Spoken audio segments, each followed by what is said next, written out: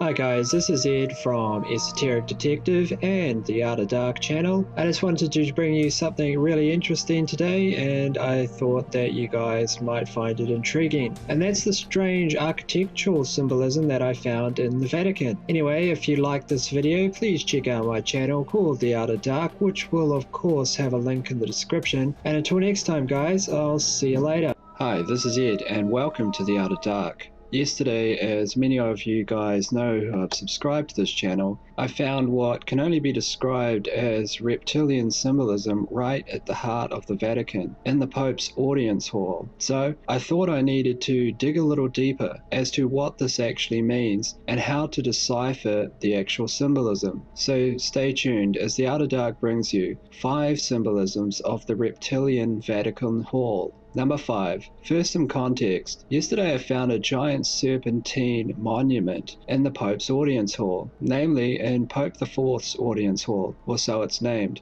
The audience hall itself is made of reinforced concrete by an architect that was known for building bunker-like public structures, indeed monuments out of concrete. It was built in 1977, so it's really old. In fact, it's been around there for a long time. But my first lead that something was strange was this window, and I said, that looks like an eye. It looks like a serpent's eye. So I dug a little deeper, and when I saw the audience hall from the back, where the back audience was seated, it really did take my breath away, since what was revealed was this right here. That is a giant, massive reptilian face shaped into the direct architecture. Everything from the slits in the eyes to the scales to the fangs, there was no mistake about it. But what's behind this hinted symbolism, and what can we see or glean if we dig deeper? Well, number 4, look at where the Pope is seated. We see him here from the back of the hall, that is in fact seated in the mouth of the serpent or reptilian, in the very mouth. This is symbolic of the Pope being the voice of the serpent, in fact speaking the serpent's words to the audience. This might well shake your faith. That is, if you're a Catholic, which I was. I actually went to Catholic school myself and was an altar boy. But here you can see it in plain view. Clear symbolism, clear evidence that something here is extremely wrong. This image hasn't been photoshopped. This is real. This is built right into the architecture that was designed by those within the Pope's inner sanctum. But there is more symbolism. For this, though, we have to go outside. Number 3. Do you see anything strange here? You're looking at the hall itself. Do you see anything weird? Well, if you look carefully, it looks like the head of a giant snake. Can you see it now? In fact, it's almost unmistakable. You can see the snake's muzzle at the front and you can see its eye. It just looks like a snake. To me, this is yet more connective symbolism that what's going on inside matches the outside. Because since here we can see serpentine architecture with ease.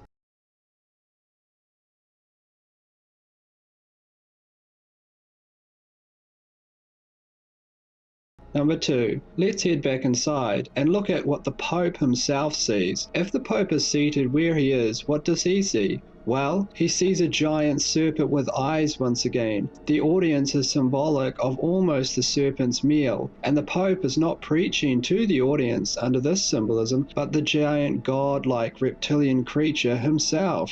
Why? Because this is what the Pope sees. Can you imagine that when they were designing this, that they designed this all by mistake? That this is some kind of high anomaly? No, because they spent literally years on the designs. They definitely would have known what the Pope would have seen from where he was actually speaking. Also what the audience was seeing. So this is very strange and it raises some serious questions. What is going on in the hall? Number 1. But the biggest clue, the biggest symbolism that tells us something is really wrong here is in fact what is missing from the hall, not what is inside it. Do you know what that is? Here is a clue. Now, think of the heart of Christianity and think of what symbol it has, and think of what you do not see in this hall. You do not see any of it. That's right. There is no Christian cross. There is no cross in the entire building, at least no large statue, wall hanging, or anything. There's no other real Christian symbolism either. There's no Virgin Mary, there's no Joseph the carpenter. There is indeed nothing anywhere. All of these symbols are missing. But you might say, what about that 10-ton bronze statue that's seated behind the Pope, where, as the Vatican states, Christ is being resurrected from a nuclear apocalypse or a nuclear bomb? To which I would say, this, I believe, is a direct corruption of symbolism. That is, they've taken the former Catholic symbolism of Jesus Christ, and they've displayed it in a corrupted manner, therefore corrupting its meaning. This is just not the way that you display Jesus Christ in any kind of Christianic religious order. You don't display Jesus Christ with massive wings on his back, rising up from an atomic apocalypse. You just don't do this. Look at representations of Christ from the past, just to compare. Take a look.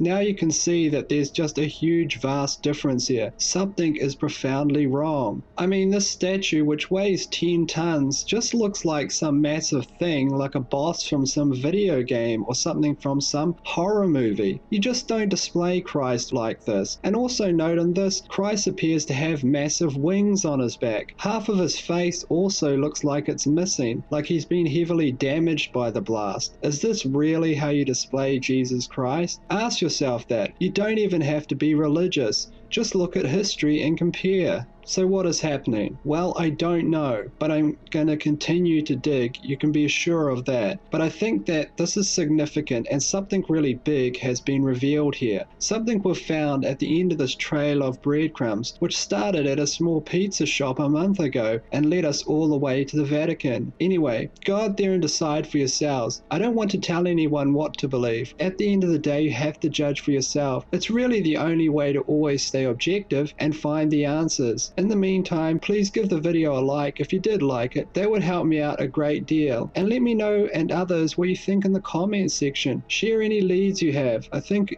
right now, at a time like this, it's important to stay informed and crowdsource our ideas. In the meantime, this is Ed from The Outer Dark, and until next time, guys, I'll see you later.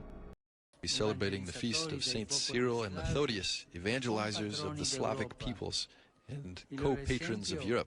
May their example help us all to become, in every area of life, disciples and missionaries for the conversion of those who are far away, and also for those who are close.